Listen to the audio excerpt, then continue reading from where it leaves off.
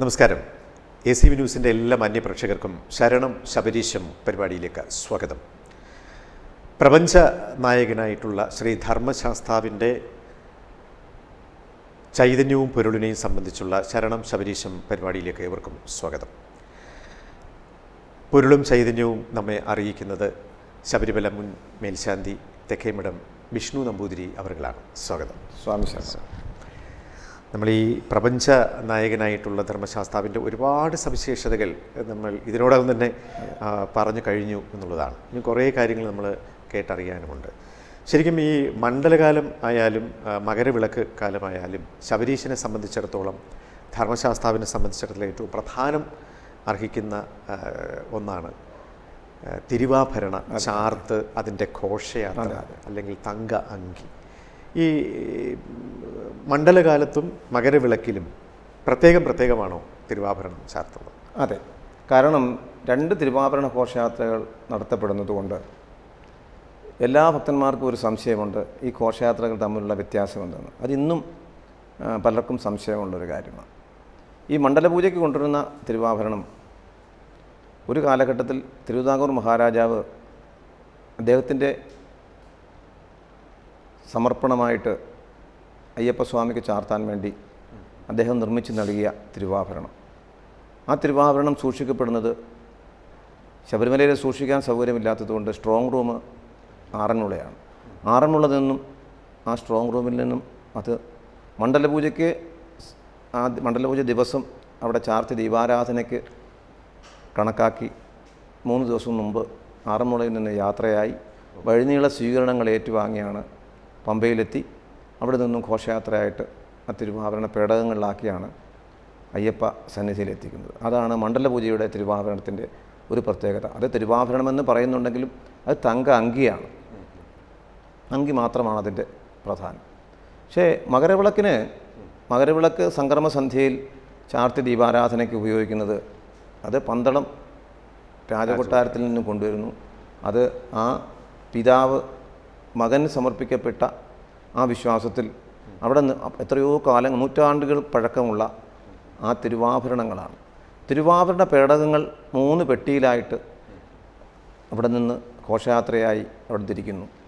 അവിടെ തിരിക്കുമ്പോൾ നമുക്കറിയാം, കൃഷ്ണപ്പരുന്ത് മുകളിൽ വട്ടമിട്ട് ആ മുഹൂർത്തം അറിയിച്ച ശേഷം മാത്രമേ, ആ ദേവ സാന്നിധ്യം അറിയിച്ച് അനുവാദം നൽകിയാൽ മാത്രമേ തിരുവാഭരണ പേടകം അവിടെ നിന്നും ശിരസിലേറ്റുകയുള്ളൂ. ശിരസിലേറ്റ് ഇന്നും കാൽനടയായിട്ടാണ് അയ്യപ്പ സന്നിധിയിലേക്ക് ശബരിമലയിൽ എത്തിക്കുന്നത്. ആ എത്തിക്കുന്ന വേളയിൽ വരെ മുകളിലൂടെ ഈ ഗരുഡനും പിന്തുടരുന്നുണ്ട് എന്നുള്ളത് ഒരു യാഥാർത്ഥ്യമാണ്. പിന്നെ സന്ധ്യയാകുമ്പോഴൊന്നും നമുക്ക് ദർശിക്കാൻ സാധിക്കില്ല. പക്ഷേ തിരുവാഭരണ പേടകത്തിന് മുകളിലായി ആ ചൈതന്യം അറിയിച്ചുകൊണ്ട് ആ ഗരുഡൻ പറക്കുന്നുണ്ട്. ആ തിരുവാഭരണത്തിൽ അടങ്ങിയിട്ടുള്ളത് അങ്കി മാത്രമല്ല, ഭഗവാന് ചാർത്താനുള്ള തിരുമുഖം അടങ്ങിയ ഒരു അങ്കി, അതോടൊപ്പം അദ്ദേഹത്തിന് അന്ന് യോദ്ധാവായി സങ്കല്പിച്ച് സമർപ്പിക്കപ്പെട്ട സ്വർണത്തിലുള്ള ഉടവാൾ, അദ്ദേഹത്തിൻ്റെ പാദങ്ങൾ സമർപ്പിക്കുവാനുള്ള ചില കളിക്കോപ്പുകളായ ചില രൂപങ്ങൾ, അദ്ദേഹത്തിൻ്റെ മകരസംക്രമ ദിനത്തിൽ അഭിഷേകത്തിന് ആ രാജകൊട്ടാരത്തിൽ നിന്നും കൊടുത്തയക്കുന്ന സ്വർണ്ണകുംഭം, അതിലുള്ള കളഭമാണ്. അതിൽ കളഭം നിറച്ച് പൂജിച്ചാണ് മകരസംക്രമത്തിന് ഭഗവാൻ ചൈതന്യം ആ ശിരസിലേക്ക് അഭിഷേകം ചെയ്യുക. അതേപോലെ കൊടിപ്പെട്ടി എന്ന് പറയും, ആ പന്തള രാജവംശത്തിൻ്റെ അടയാളം കാണിക്കുന്ന കൊടിപ്പെട്ടി, കൊടിയടങ്ങുന്ന പെട്ടി, ഇതെല്ലാം കൂടെ ഉൾക്കൊള്ളുന്ന 3 പേടകങ്ങളാണ്. അതിൽ തിരുവാഭരണ പേടകത്തിൽ ഭഗവാന്റെ ചാർത്താനുള്ള ആഭരണ സാധനങ്ങളെല്ലാം തന്നെയാണ് പ്രധാന പേടകത്തിൽ. ആ പേടകമാണ് ശ്രീലകത്തേക്ക് കൊടുക്കുക. ആ പേടകം അകത്ത് കൊടുത്ത് ആ സംക്രമസന്ധ്യയിൽ മേശാന്തി ഏൽപ്പിക്കുന്നു. മേശാന്തി അത് അകത്ത് വാങ്ങി നടയടച്ച് അകത്ത് നട തുറന്ന് നിൽക്കുന്നതിന് മുമ്പായി ആ പേടകം തുറന്ന് ആ തിരുവാഭരണങ്ങളെല്ലാം ചാർത്തി ഭഗവാന് ദീപാരാധന നടത്തുകയാണ് പതിവ്. ആ ഒരു സന്ദർഭത്തിൽ ഇത്രയും നൂറ്റാണ്ടുകൾക്കപ്പുറം ഭഗവാന് വേണ്ടി അദ്ദേഹത്തിൻ്റെ പിതൃതുല്യനായ പന്തള രാജവംശത്തിൽ നിന്ന് സമർപ്പിക്കുക ആ തിരുവാഭരണം ഒന്ന് കയ്യിലെടുക്കുക, അത് പരിപൂർണമായി ഉത്തരവാദിത്തത്തോടു കൂടി 5 ദിനങ്ങൾ നമ്മുടെ ഉത്തരവാദിത്തത്തിൽ നമ്മൾ സൂക്ഷിക്കപ്പെടുക, ഇതെല്ലാം ഒരു പക്ഷേ ജന്മജന്മാന്തര സുഹൃതം എൻ്റെ ഗുരുനാഥന്മാരുടെയും പൂർവികരുടെയും മാതാപിതാക്കന്മാരുടെയും എല്ലാ അനുഗ്രഹം അവരുടെ എല്ലാം അങ്ങേയറ്റത്തെ അകമഴിഞ്ഞ പ്രാർത്ഥന എന്ന് മാത്രം ഞാൻ വിശ്വസിക്കുന്നു. കാരണം അത് കയ്യിലെടുക്കുമ്പോൾ തന്നെ നമുക്കറിയാം അന്ന് പൊന്നുതമ്പുരാനെ ചാർത്താൻ വേണ്ടി നിർമ്മിച്ച ആ തിരുവാഭരണത്തിൻ്റെ മഹത്വം, അതിൻ്റെ പൗരാണികത്വം, അതെല്ലാം നമുക്ക് ഉൾക്കൊള്ളാൻ പറ്റില്ല. അത്രത്തോളം നമ്മുടെ മനസ്സിനെയും ശരീരത്തെയും കോരിത്തെരിപ്പിക്കുന്ന ഒരു അനുഭവം തന്നെയാണ്. ശരിക്കും അതൊരു പരമപവിത്രമായിട്ടുള്ള ഒരു സമയം കൂടിയാണ് എന്നുള്ളതാണ്. ഇത് എപ്പോഴാണ് തിരിച്ച് ഈ മണ്ഡലപൂജയ്ക്കുള്ളത് മണ്ഡലപൂജയ്ക്ക് ചാർത്തി മണ്ഡലപൂജ കഴിഞ്ഞ് അവസാനിച്ച് അന്ന് വൈകിട്ട് തിരിച്ചേൽപ്പിക്കും. മകരവിളക്കിനുള്ള തിരുവാഭരണം, ശരിക്കുള്ള തിരുവാഭരണം 5 ദിനങ്ങളിൽ പൂജ പൂർത്തിയാക്കുന്നതിന് തലേ ദിവസം 4-ാം തീയതി വൈകിട്ട് ഈ തിരുവാഭരണങ്ങളെല്ലാം തിരിച്ച് ഏൽപ്പിക്കുകയാണ്. അവിടെ നിന്നും തിരിച്ചു പോകും. 5-ാം തീയതി നടയടച്ചു കഴിഞ്ഞ് രാജപ്രമുഖൻ അവിടെ നിന്ന് തിരിക്കുമ്പോൾ രാജപ്രതിനിധിയോടൊപ്പം ഈ തിരുവാഭരണവും പന്തളത്തേക്ക് യാത്രയാകും. അതുപോലെ തന്നെ നമുക്ക് ഈ പലപ്പോഴും ഈ ആചാരങ്ങൾ ഏറ്റവും കൂടുതലായി പോകുന്ന ഒരു കാര്യം കൂടി ഉണ്ട് എന്ന് തോന്നുന്നു. കാരണം പമ്പ വളരെ പവിത്രീകരിച്ചുള്ളൊരു നദിയാണ്. പക്ഷേ ആ നദിയിലേക്ക് ഈ അയ്യപ്പ ഭക്തന്മാരൊക്കെ തന്നെ അവരുടെ വസ്ത്രങ്ങൾ ഒഴുക്കിവിടുന്നത് ഉണ്ട്. അങ്ങനെ ഒഴുക്കിവിടണമെന്ന് ആചാരം വല്ലതും നിലവിലുണ്ട്? ഇല്ല, തീർച്ചയായിട്ടും ഞാൻ പറഞ്ഞല്ലോ, നമ്മുടെ ആചാരങ്ങളിലൂടെ സത്യസന്ധമായ ശാസ്ത്രീയമായ ആചാരങ്ങളിലൂടെ എല്ലാം നമ്മൾ ജീവിതത്തിൽ ഓരോ പാഠങ്ങളാണ് നമ്മളെ പഠിപ്പിക്കുന്നത്, ഓരോ സന്ദേശങ്ങളാണ് നമുക്ക് നൽകുന്നത്.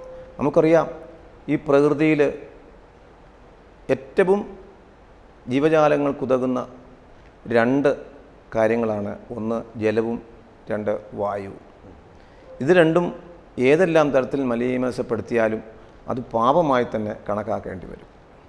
നമുക്കറിയാം, എൻ്റെയൊക്കെ ബാല്യത്തിൽ ഏതെങ്കിലും ജലസ്രോതസ് അശുദ്ധപ്പെടുത്തിയാൽ അതിന് പ്രായശ്ചിത്തം ചെയ്താൽ മാത്രമേ നമുക്ക് ദോഷം തീരൂ എന്നുള്ള വിശ്വാസമാണ് നമ്മുടെ ഗുരുനാഥന്മാർ നമ്മളെ പഠിപ്പിച്ചു തന്നത്. എന്തെങ്കിലും വിസർജ്യ വസ്തുക്കൾ ഒരു ജലാശയത്തിൽ ഇട്ടാൽ അത് പാപമാണെന്നും അതിൽ നിന്നൊരു പാപമോചനത്തിന് വേണ്ടി പ്രായശ്ചിത്തം ചെയ്യണമെന്നുമാണ് എൻ്റെയൊക്കെ മുത്തശ്ശനുമൊക്കെ നമ്മളെ പഠിപ്പിച്ചിട്ടുള്ളത്. അങ്ങനെയാണ് ഓരോ ഹിന്ദുവും മനസ്സിലാക്കേണ്ടത്, ഓരോ വിശ്വാസിയും മനസ്സിലാക്കേണ്ടത്. അത് മനസ്സിലാക്കാത്തതിൻ്റെ ഫലമാണ് ഇന്നുള്ള നമുക്കറിയാം ഈ പുഴകളിലും ജലാശയങ്ങളിലെല്ലാം ഈ വിസർജ്യ വസ്തുക്കളും മാലിന്യങ്ങളുമെല്ലാം നിക്ഷേപിക്കുന്നത്. ഒരിക്കലും അങ്ങനെ ചെയ്യാൻ പാടില്ല. കാരണം പ്രകൃതി ജീവജാലങ്ങൾക്ക് തന്നിട്ടുള്ള സ്രോതസ്സാണ്, ജീവിക്കാൻ അല്ലെങ്കിൽ ജീവൻ നിലനിർത്തുവാൻ വേണ്ടി തന്നിട്ടുള്ള സ്രോതസ്സാണ് ഞാൻ പറഞ്ഞ ജലാശയങ്ങൾ.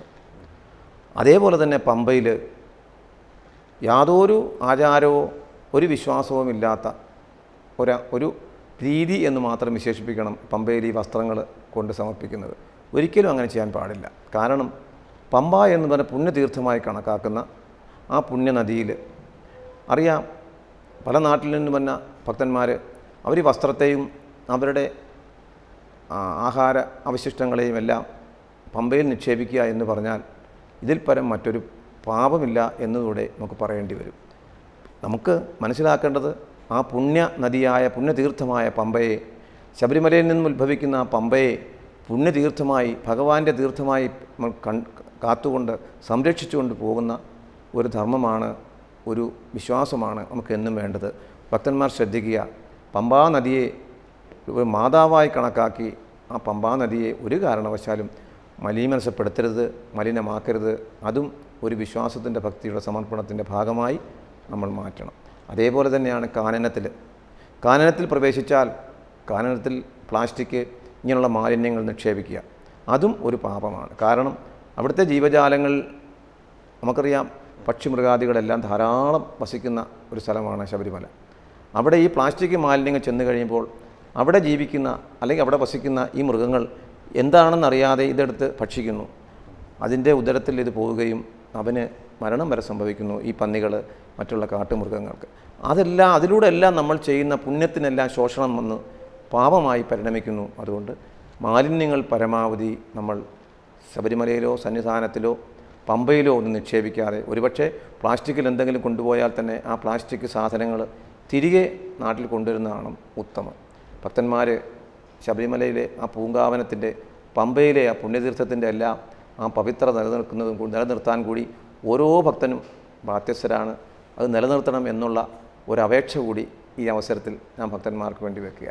ഈ കേരളത്തിലെ മറ്റ് ക്ഷേത്രങ്ങളെ സംബന്ധിച്ച് അല്ലെങ്കിൽ ആരാധനാലയങ്ങൾക്ക് ഉപരിയായിട്ട് ശബരിമലയിലുള്ള ഒരു സവിശേഷത എന്ന് പറയുന്നത് കേരളത്തിൻ്റെ എല്ലാം സമസ്ത മേഖലയിൽ ആൾക്കാരും ചേർന്നുകൊണ്ടാണ് ഇതിൻ്റെ പ്രവർത്തനം നടത്തുന്നത്. ദേവസ്വം ബോർഡായിക്കോട്ടെ, പോലീസായിക്കോട്ടെ, വിവിധ വകുപ്പുകളായിക്കോട്ടെ, ഈവൻ കോടതി വരെ പ്രത്യേകം ചേർന്നുകൊണ്ടിട്ടാണ് ഈ ഒരു സവിശേഷമായിട്ടുള്ള ആരാധനാക്രമം ഭക്തലക്ഷങ്ങളെ അങ്ങോട്ട് ആകർഷിക്കുന്നത്. ഒരു ദിവസം ലക്ഷക്കണക്കിന് ഭക്തരാണ് അവിടെ വരുന്നത്. അപ്പോൾ സ്വാഭാവികമായിട്ടും അങ്ങ് മേൽശാന്തിയായിരുന്ന സമയത്തൊക്കെ ഒരുപാട് ലക്ഷക്കണക്കിന് ആൾക്കാരെ ഒരു ദിവസം കാണാൻ പറ്റുന്നു. അതേപോലെ തന്നെ അശ്രാന്ത പരിശ്രമമാണ് അല്ലേ, ദർശനത്തിൽ നിൽക്കുന്ന ആൾക്കാരും അതേപോലെ തന്നെ ചില സമയങ്ങളിൽ നിലവിലുള്ള സമയം പോലും ദീർഘിപ്പിച്ച് കൊടുക്കുന്ന, അതിനെക്കുറിച്ചൊന്ന് പറയാം. അല്ല, ശബരിമലയെ സംബന്ധിച്ച് അവിടെ ഉൾക്കൊള്ളാവുന്നതിനപ്പുറമാണ് ഭക്തജനങ്ങൾ എത്തുന്നത്. പക്ഷേ നമുക്കത് ഒരു കാരണവശാലും അങ്ങനെ നിയന്ത്രിക്കുന്നതിൻ്റെ പരിമിതികളുണ്ട്. പിന്നെ സ്വയം ഭക്തന്മാർ മനസ്സിലാക്കുക മാത്രമേ ഉള്ളൂ. കാരണം ആ ശബരിമലയെന്ന് പറഞ്ഞ വളരെയധികം പരിമിതമായ ആ സ്ഥലത്ത് ഉൾക്കൊള്ളാവുന്ന ഭക്തന്മാരെത്തി അവിടെ ദർശനം നടത്തുക, അതിനപ്പുറത്ത് എത്തിപ്പോകും നമുക്ക് പറഞ്ഞു. അവൻ്റെ വിശ്വാസമാണ്, അവന് എല്ലാം അയ്യപ്പൻ എന്നുള്ള ഒരു വിശ്വാസം, വർഷത്തിലൊരിക്കലൊന്നും ദർശിക്കുവാൻ ഇനി അടുത്ത വർഷമല്ലേ കാണാൻ പറ്റൂ എന്നുള്ള ആ ഒരു ആഗ്രഹത്തോടു കൂടി എത്തുന്ന ഭക്തന്മാർ ധാരാളം എത്തും. അതെല്ലാം ഉൾക്കൊള്ളുന്നതിനപ്പുറത്താണെങ്കിലും അത് ആ കാലാകാലങ്ങളിൽ വരുന്ന ഭരണകർത്താക്കൾ അവരവരാൽ കഴിയുന്നതിന് അനുസൃതമായി സംവിധാനങ്ങൾ ഒരുക്കാറുണ്ട്. അതേപോലെ ഭരണാധികാരികളും അതേപോലെ തന്നെ അവിടെ സേവനമനുഷ്ഠിക്കുന്ന എല്ലാവരും അവർക്ക് വേണ്ടതായ സൗകര്യങ്ങളൊക്കെ ചെയ്തു കൊടുക്കാറുണ്ട്. പക്ഷെ അതിനിടയ്ക്ക് ചെറിയ രീതിയിൽ എന്തെങ്കിലുമൊക്കെ അത് സ്വാഭാവികം മാത്രമായി നമ്മൾ എടുക്കുക. ഇത്രത്തോളം ജനബാഹുല്യം വരുമ്പോൾ സംഭവിക്കപ്പെടുന്നതായി എടുക്കുക. വിശിഷ്യ അവിടുത്തെ പോലീസ് അയ്യപ്പന്മാരെടുക്കുന്ന സേവനം, അതേപോലെ ഒരുപാട് സന്നദ്ധ സംഘടന എടുക്കുന്ന സേവനം, ഇതെല്ലാം ദേവസ്വം ബോർഡ് എന്ന് പറയുന്ന ഭരണകർത്താക്കളോടൊപ്പം ഇവരെല്ലാം അശ്രാന്ത പരിശ്രമം എടുത്താണ് ഈ ശബരിമലയിലെത്തുന്ന ഓരോ ഭക്തന്മാർക്കും അവർക്ക് വേണ്ടതായ എല്ലാ സംവിധാനങ്ങളും സൗകര്യങ്ങളും ചെയ്തു കൊടുക്കുന്നുണ്ട്. എങ്കിലും ഇപ്പോഴും പൂർണ്ണമായിട്ട് അത് ആ ഭക്തന്മാർക്ക് സൗകര്യം പൂർണ്ണമായി എന്ന് പറയുവാൻ ഇപ്പോഴും സാധിക്കുന്നില്ല. അത് കുറച്ചുകൂടി അത് സവിശേഷമായിട്ട് അതിനെ വളരെ ചിട്ടയായിട്ടുള്ള പ്രവർത്തനങ്ങളിലൂടെ മാറ്റിയെടുക്കണം. കാരണം ഈ കാലഘട്ടത്തിൽ മനസ്സിലാക്കേണ്ടത് ഇത്രത്തോളം ജനബാഹുല്യമായിട്ടുള്ള ഈ ഒരു തീർത്ഥാടനത്തിന് സീസണായി എടുക്കാതെ ഒരു തീർത്ഥാടനം കഴിഞ്ഞാൽ അടുത്ത തീർത്ഥാടനത്തിലേക്കുള്ള ഒരുക്കങ്ങൾ ആരംഭിക്കപ്പെടണം. എന്നും അവിടെ അടുത്ത തീർത്ഥാടനത്തിലേക്ക് വേണ്ട ഒരുക്കങ്ങൾക്ക് വേണ്ടി പ്രവർത്തനങ്ങൾ നടത്തിയാൽ ഒരു പരിധിവരെ ഈ അസൗകര്യങ്ങളിൽ നിന്നല്ല ഒരു മോചനം ലഭിക്കുമെന്നാണ് എൻ്റെ വിശ്വാസം. എന്തായാലും വളരെ നല്ലൊരു നിർദ്ദേശമാണ്. ശരിക്കും ഈ കേരളീയർക്കൊരു സംസ്കാരമുണ്ട്. കേരളീയൊരു സംസ്കാരം എന്ന് പറയുന്നത് നമ്മൾ ഈ പാട്ടുപാടി ഉറക്കുക എന്നുള്ളത് മറ്റ് സംസ്കാരങ്ങളിൽ നിന്നും ഭിന്നമായി കേരളീയർക്ക് മാത്രം സ്വന്തമായിട്ടുള്ള ഒന്നാണ്. അതുപോലെ ഇവിടെ ദേവനെ പാട്ടുപാടി ഉറക്കുന്ന ഒരു സംസ്കാരം ശബരിമലയിൽ ഉണ്ട്, ഒരു അനുഷ്ഠാനമുണ്ട്, ഒരു ആചാരമുണ്ട്. അത് മറ്റു പല ക്ഷേത്രങ്ങളിലും ഇല്ലതാനും. അവിടെയാണ് ഈ ഹരിവരാസനം അതിൻ്റെ പ്രസക്തി. അങ്ങ് ഒരുപാട് തവണ ഈ ഉറക്കുപാട്ടിന് സാക്ഷ്യം വഹിച്ചിട്ടുണ്ട് എന്ന് പറയും. അല്ല, ഒരുപാട് തവണ എന്നല്ല, ഞാൻ നട തുറന്നപ്പോഴെല്ലാം നട അടയ്ക്കുമ്പോഴെല്ലാം ഈ ഹരിവരാസനം പാടിയാണല്ലോ നട അടയ്ക്കുക. തീർച്ചയായിട്ടും ഏതോ ഒരു കാലഘട്ടത്തിൽ തുടങ്ങി വെച്ച ഒരു കീർത്തനമാണ് ഹരിവരാസനം. അത് ഏകദേശം 100-ാം വാർഷികമോ മറ്റോ ആയി അങ്ങ് തോന്നുന്നു. അങ്ങനെയെല്ലാം അത്ര മഹത്തരമേറിയ ഈ ഒരു ഇതിൻ്റെ ഘടന 8 ശ്ലോകങ്ങളായിട്ട് ആണ്. അഷ്ടകം എന്നാണ് അതിന് നാമധേയം. അങ്ങനെ ആ 8 ശ്ലോകങ്ങളിൽ അടങ്ങിയിരിക്കുന്ന ഈ അഷ്ടകം ആ ഭഗവാന്റെ തിരുസന്നിധിയിൽ അത്താഴപൂജയെല്ലാം കഴിഞ്ഞ് എല്ലാം വൃത്തിയാക്കി വെടിപ്പാക്കിയ ശേഷം ഈ ഹരിവരാസനം പാടിയാണ് അവിടെ ഭഗവാനെ ഉറക്കുന്നു എന്നുള്ള വിശ്വാസമാണ്. പൂർണ്ണമായി ലയിച്ചുകൊണ്ട് അവിടെ പുറത്ത് നമ്മുടെ എല്ലാം പ്രിയങ്കരനായ യേശുദാസ് ആലപിച്ച ആ ഹരിവരാസനം മൈക്കിൽ കൂടെ കേൾക്കുന്നുണ്ടെങ്കിലും അകത്ത് സ്വല്പം വ്യത്യാസത്തോടു കൂടിയാണ് മേശാന്തിയും പരിവാരങ്ങളും ആലപിക്കപ്പെടുന്നത്. ആ ഭഗവത് സന്നിധിയിൽ ആ ഹരിവരാസനം പാടി നമുക്കറിയാം, എൻ്റെ അനുഭവം മനസ്സിനെ പൂർണ്ണമായി ഭഗവാനെ സമർപ്പിച്ചുകൊണ്ട് ഞാനും ദേവനും ഒന്നാണ് എന്ന് കൽപ്പിച്ചുകൊണ്ട് നമ്മൾ ആ പാട്ട് പാടുമ്പോൾ അഷ്ടകത്തിൻ്റെ ശ്രുതജനപ്രിയം ചിന്തിതപ്രദം എന്ന് പറയുന്നതാണ് അവസാനത്തെ ആ 4 വരികളിലൊന്ന്. അത് പാടി തുടങ്ങുമ്പോഴേക്കും ആ മനസ്സ് പൂർണ്ണമായി സമർപ്പിച്ച ഏതൊരു മേശാന്തിയും ഉറക്കത്തിലോട്ട് തന്നെ പോയിരിക്കും. കാരണം പകുതി ഉറക്കത്തോടു കൂടിയാണ് അവിടെ നിന്ന് തിരുനട അടച്ച് പുറത്തിറങ്ങുക. കാരണം ഭഗവാൻ നിദ്രയിലാണ്ടു. നമുക്കറിയാം, ഭഗവാൻ എന്ന് പറയുന്ന ദിവ്യ ചൈതന്യത്തിന് ഒരിക്കലും നിദ്രയില്ല. പക്ഷേ എങ്കിലും നമ്മുടെ വിശ്വാസം അനുസരിച്ചിട്ട് ആ ചൈതന്യത്തിന് നിദ്രയിലോട്ട് നമ്മൾ ക്ഷണിക്കുന്നു, അല്ലെങ്കിൽ നിദ്രയിലോട്ട് നമ്മളെ പരിലസിപ്പിക്കുന്നു എന്നുള്ള വിശ്വാസത്തിൽ അത് പൂർണ്ണമായി പാടി സമർപ്പിച്ച് ഇറങ്ങുമ്പോഴുണ്ടാകുന്ന ഒരു ദിവ്യമായ ഒരു അനുഭൂതി, ദിവ്യമായ ഒരു സാക്ഷാത്കാരം, ദിവ്യമായ ഒരു സായുജ്യ സംതൃപ്തി പറഞ്ഞറിയിക്കാൻ പറ്റില്ല. ഇത് ശരിക്കും ഈ ഹരിവരാസനം ഇപ്പോൾ തിരുമേനി പറഞ്ഞപ്പോഴേക്കും നമ്മൾ ഓരോ ഭക്തനും ഒരു ആത്മഹർഷത്തിൻ്റെ നിർവൃതിയിൽ നിൽക്കുകയാണ് എന്നുള്ളതാണ്. എങ്ങനെയാണ് ഈ ഹരിവരാസനം പാടി തിരുമേനി നടയടച്ച് ഇറങ്ങുകയാണോ ചെയ്യുന്നത്? ഹരിവരാസനം പൂർത്തീകരിച്ച് ഓരോ ദീപങ്ങളായിട്ട് അവിടെ നിന്ന് അണച്ച് പിന്നിലേക്കാണ് നമ്മൾ ഇറങ്ങുക. ഇറങ്ങി ശ്രീലകം അടയ്ക്കുമ്പോൾ പഞ്ചാദ്രീശ്വര മംഗളം ഹരിഹര പ്രേമാകൃതേ മംഗളം എന്ന് പറഞ്ഞൊരു മംഗള ശ്ലോകമുണ്ട്. അതുകൂടി പാടി ആ ഭഗവാൻ ഉറങ്ങിയെന്ന് മനസ്സുകൊണ്ട് നിറഞ്ഞ് നമ്മൾ പോരുകയാണ്. അവിടെ നിന്ന് എല്ലാ പരിവാരങ്ങളും ഭക്തന്മാരും എല്ലാം ഇറങ്ങിയ ശേഷം മേശാന്തി അവിടെ നിന്ന് ഭഗവാനോട് അനുവാദം വാങ്ങി ആ തിരുനടയിൽ സാഷ്ടാംഗ നമസ്കാരം ചെയ്തിട്ടാണ് അവിടെ നിന്ന് പോവുക. അപ്പം ഒരു പക്ഷേ നമുക്കറിയാം, ആ സമയം മുതൽ ശബരീശൈലം മുഴുവൻ, ഇത്രയും ജനബാഹുല്യമുള്ള ശബരീശൈലം മുഴുവൻ നിദ്രയിലാണ്ടിരിക്കുന്നു. കടകളും കമ്പോളങ്ങളും എല്ലാം ഏകദേശം അടച്ചു തുടങ്ങിയിരിക്കും. കച്ചവടക്കാരെല്ലാം അവരും കുറച്ച് വിശ്രമത്തിന് വേണ്ടി, കാര്യം സീസണിലൊക്കെ നട തുറക്കുന്നത് 3 മണിക്കും രാത്രി നട അടയ്ക്കുന്നത് 11 മണി 12 മണി സമയത്താണ്. അപ്പം വളരെ കുറച്ച് സമയം മാത്രമേ അതിന് വിശ്രമത്തിന് ലഭിക്കാറുള്ളൂ. പക്ഷേ ആ നിദ്രയിലോട്ട് ഇറങ്ങുന്ന ആ ഒരു ശൈലത്തെ നമുക്ക് ദർശിക്കാൻ സാധിക്കും. അതെല്ലാം അവിടെ മാത്രം ലഭിക്കുന്ന, അവിടെ മാത്രം വിശ്വസിക്കുന്ന ഒരു കാലഘട്ടം, അല്ലെങ്കിൽ അവിടെ ഒരു പ്രത്യേകമായ ഒരു സവിധമാണ്, സന്നിധിയാണ് ശബരീശൈലം. അതുകൊണ്ട് തന്നെയാണ് ഈ ശബരിമല എന്ന് പറയുന്ന ശബരിമലയിലെ തീർത്ഥാടനത്തിന് ഒരുപാട് പ്രത്യേകതകളുണ്ടെന്നും അതെല്ലാം ഈ മാനവരാശിയിൽ ഉൾക്കൊള്ളുവാൻ, മനുഷ്യ മനസ്സിൽ ഉൾക്കൊള്ളുവാൻ, മനുഷ്യ മനസ്സിൽ ഇന്നും ചിരപ്രതിഷ്ഠ നേടുവാനും അവൻ്റെ വിശ്വാസങ്ങൾക്കൊക്കെ അപ്പുറത്തായി ഈ കാലഘട്ടത്തിൽ ഈ ശബരിമല തീർത്ഥാടനം ഒരു മഹാതീർത്ഥാടനമായി നമുക്ക് പരിണമിക്കുവാനും സാധിച്ചത്. അങ്ങനെ ഉൾക്കൊള്ളുന്ന ഏതൊരു ഭക്തനും എന്നുമെന്നും തുണയായി ആ ഭൂതനാഥനായ, കലിയുഗവരതനായ, കൺകണ്ട ദൈവമായ, അനാഥരക്ഷകനായ, ആവൽ ബാന്ധവനായ, സേവിപ്പവർക്ക് ആനന്ദമൂർത്തിയായ, ഹരിഹരസുതനായ, പൊന്നുമണികണ്ഠനായ, തത്വമസിക്ക് പൊരുളായ, സമദർശനത്തിനെ അനുശാസിക്കുന്ന ആ മഹൽ ചൈതന്യം ഇന്നും എന്നും എന്നും ഓരോ ഭക്തൻ്റെയും മനസ്സിൽ കുടികൊള്ളും എന്നുള്ളതിൽ യാതൊരു സംശയവും വേണ്ട. അയ്യപ്പൻ എല്ലാവരെയും എന്നും എപ്പോഴും അനുഗ്രഹിക്കുവാനായി നമ്മുടെ ഈ കൊച്ചു കേരളത്തിൽ ശബരീശൈലത്തിൽ ഉണ്ടാവും. എല്ലാ ഭക്തരെയും അദ്ദേഹം അനുഗ്രഹിക്കും എന്ന് വിശ്വസിക്കാം. എന്തായാലും അതിനോടൊപ്പം ഈ സമദർശനത്തിൻ്റെ ഒരു ഭാവനയാണ് നമ്മൾ ഈ ശബരിമലയിൽ കാണുന്നത് എന്നുള്ളതാണ്. ഒരു സുദീർഘമായിട്ടുള്ള ഒരു തീർത്ഥാടന സമയമാണ് ശബരിമലയ്ക്കുള്ളത്. വിവിധ ദേശങ്ങളിൽ നിന്ന് ഭാഷ സംസാരിക്കുന്നവരൊക്കെയാണ് വരുന്നത്. ഈ ഭക്തരോട് മേൽശാന്തിയായിരുന്ന ഒരു ഭക്തൻ എന്ന നിലയിൽ എന്താണ് പറയാനുള്ളത്? എനിക്ക് ഭഗവാനെക്കുറിച്ച് പറയുവാൻ, ആ ശബരിമല തീർത്ഥാടനത്തെക്കുറിച്ച് പറയുവാൻ, ആത്മസമർപ്പണത്തോടുകൂടി ഈശ്വരനെ വിശ്വസിച്ച്, ശബരിഗിരീശ്വരനായ തമ്പുരാനെ വിശ്വസിച്ച്, ധർമ്മശാസ്താവിനെ അയ്യപ്പസ്വാമിയെ വിശ്വസിച്ച് പൂർണ്ണ മനസ്സോടെ അവിടെ സമർപ്പണം ചെയ്ത് ദർശനം നടത്തി തീർത്ഥാടനം ചെയ്യുന്ന ഏതൊരു ഭക്തനും എന്നും തുണയായി, എന്നും അനുഗ്രഹിക്കനായി, ജീവിതത്തിൽ അവൻ്റെ ഏത് ആപത്ഘട്ടത്തിലും അവനോടൊപ്പം അവനെ രക്ഷിക്കുവാനായി അയ്യപ്പസ്വാമി ഉണ്ടാകും. അവന് ജീവിതത്തിൽ യാതൊരു വിധമായ തടസ്സങ്ങളും ക്ലേശങ്ങളും ഇല്ലാതെ അവനെ എന്നും കാത്തുരക്ഷിക്കും. പരിപൂർണമായി വിശ്വസിക്കുക. വിശ്വാസമോട് അർത്ഥിക്കുന്ന ഭക്തന് എന്നും ആശ്വാസമായിട്ട് ആ പുണ്യതമ്പുരാൻ ശബരീശൈലത്തിൽ വസിക്കുന്ന ഹരിഹരപുത്രനായ ആ ധർമ്മശാസ്താവ് ഉണ്ടാകും. എല്ലാവർക്കും അദ്ദേഹത്തിൻ്റെ എല്ലാ അനുഗ്രഹങ്ങളും ലഭിക്കുമാറാകട്ടെ.